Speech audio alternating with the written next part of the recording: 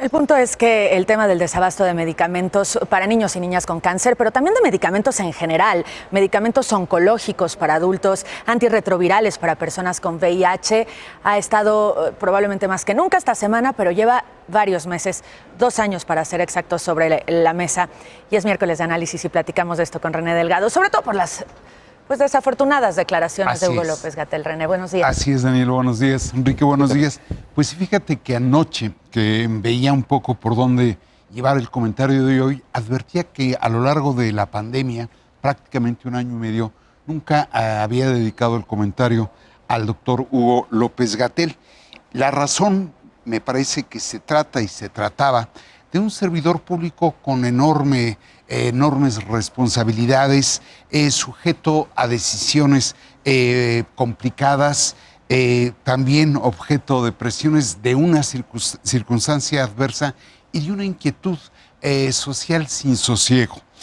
Las decisiones, ¿cuáles fueron esas decisiones que de algún modo lo atraparon? Uno, naturalmente, la de modificar, ajustar radicalmente el sistema de salud sin contar con los recursos necesarios ni el dominio pleno de la administración de ese sistema. La otra decisión, el de ajustar la política de adquisición de insumos hospitalarios y medicamentos sin garantizar por adelantado el abasto y calcular el efecto sobre quienes lo requieren. La circunstancia adversa, sobra decirlo, la pandemia que obligó al desarrollo y la aplicación de una política sanitaria correspondiente que realmente no ha logrado el propósito verdaderamente de dominar esa crisis. Es y era un cuadro sujeto a múltiples presiones, menciono 4. La primera, la resistencia de exfuncionarios que llevaron la anterior política de salud, que naturalmente resisten la nueva política, la cuestionan con razón, pero a veces también con exageración. La segunda presión, los poderosos intereses de la industria farmacéutica que han resultado afectados con la política de adquisición de medicamentos.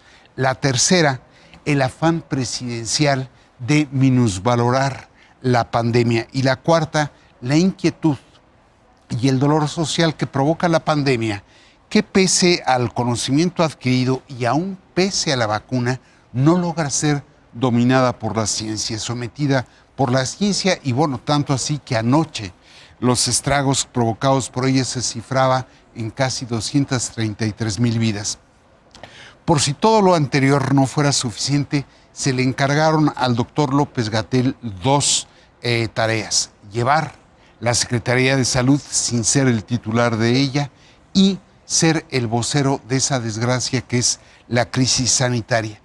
Esas decisiones, esa circunstancia, esas presiones y esas responsabilidades me parece que terminaron por desgastar y entrampar al funcionario. Pese a la facilidad de palabra, pese al dominio del tema y de la tribuna y pese al carisma mediático que tiene, al paso de los meses el doctor López-Gatell ha comenzado a incurrir en dislates, en errores y en desplantes groseros.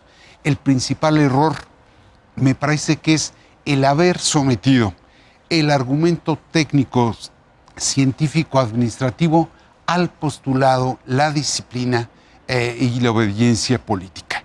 Ahí es donde creo que ha perdido el cabo de la interlocución con la sociedad para tratarlo de establecer con el poder presidencial. El tema del cubreboca, Así es. El mayor ejemplo. Ahí está un dislate. Y en esa medida me parece que ha perdido autoridad. Pero lo dicho y desdicho por el propio doctor Gatell en relación con lo que tú mencionas, con el señalamiento de que los padres o familiares de niños con cáncer tienen tentaciones casi golpistas, como él dijo, verdaderamente me parece inaceptable. Dicho por cualquier funcionario es criticable, dicho por un médico es inaceptable. Y me parece que eso no se corrige argumentando una suerte de tergiversación en su palabra, sino que demanda una disculpa expresa y exprofesa pública, y de no ser así, creo que debe de dejar el cargo o al menos dejar de ostentarse como un servidor público. Porque por cualquier razón, la realidad es que no hay los medicamentos necesarios y suficientes, o por lo menos los esquemas completos para los tratamientos oncológicos. Es decir, no es ninguna mentira, no los hay, y eso se ha comprobado desde hace varios meses, porque olvidamos que el doctor López-Gatell ya era nota antes de la pandemia con este tema, precisamente. Así es, pero lo que está haciendo es clave, es decir, ha sido un gravísimo error el negar el desabasto cuando es evidente que lo hay.